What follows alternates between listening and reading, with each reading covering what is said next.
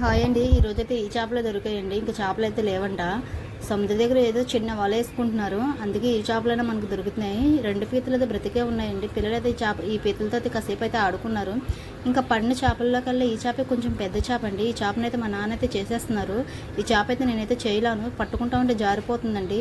చక్కగా చాకుతో అయితే పులుసు తీసేసి దీన్ని అయితే ముక్కలు అయితే కట్ చేసేస్తున్నారు.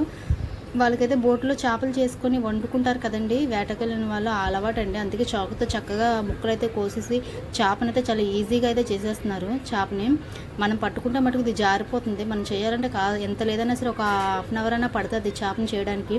చూసారా చాకుతో ఎంత ఈజీగా కట్ చేసేస్తున్నారు. అయితే మన తోటలో అయితే తోటకూర విత్తనాలు అయితే వేసాము. విత్తనాలు వేసిన మొక్కలన్నీ అయితే చనిపోయి ఇది ఒక్కటే మట్టుకు వచ్చింది. ఒక్క చెట్టుని ఏం వండుతాంలే అని సలహా అయితే వదిలేసాము. ఇది కాస్త పెద్ద చెట్టులాగా అయితే అయిపోయింది. నేను ఇప్పుడుకొచ్చి ఇంత పెద్ద తోటకూర మొక్కనైతే చూడలేదు. ఇదైతే మేము తోటకూర విత్తనాలు వేసాము. ఇదైతే ఇంత పెద్ద చెట్టులాగా వచ్చింది. దీనికి ఫ్లవరింగ్ వస్తుందేమో అని చూస్తున్న విత్తనాలు దాచడానికి. చూసారు దీని కాండం, చూసారు ఎంత లావుగా ఉందో. ఇప్పటికొచ్చి నేను ఇంత పెద్ద తోటకూర మొక్కనైతే చూడలేదు. ఇదైతే తోటకూర మొక్కే. కామెంట్ బాక్స్లో అయితే కామెంట్ చేయండి ఇది ఏం చెట్టు అనేది. మేమైతే తోటకూర మొక్క వేసాము, కానీ ఇంత పెద్దదిగా వచ్చింది. దీన్ని ఏం చేసుకోవాలో కూడా అర్థం కావట్లేదు. చూడడానికి బాగుంది కదా అని ఇంకా అలా అయితే వదిలేసాము.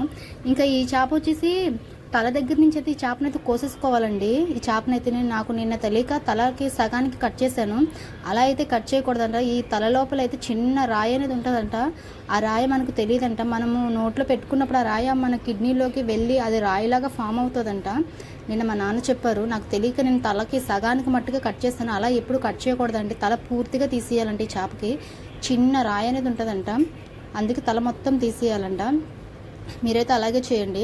ఇంకా మా తాత అయితే జీడికాయలు అయితే తీసుకున్నారు. ఇంకా జీడికాయలు అయితే ఒక హాఫ్ అన్ అవర్ పోతే బేసన్లో వేసి నీటిలో అయితే నానబెట్టేయాలి. చాలా మంచిదండి జీడికాయలు. ఏ సీజన్లో ఫుడ్ ఆ సీజన్లో తింటే చాలా మంచిదండి. Okay, bye.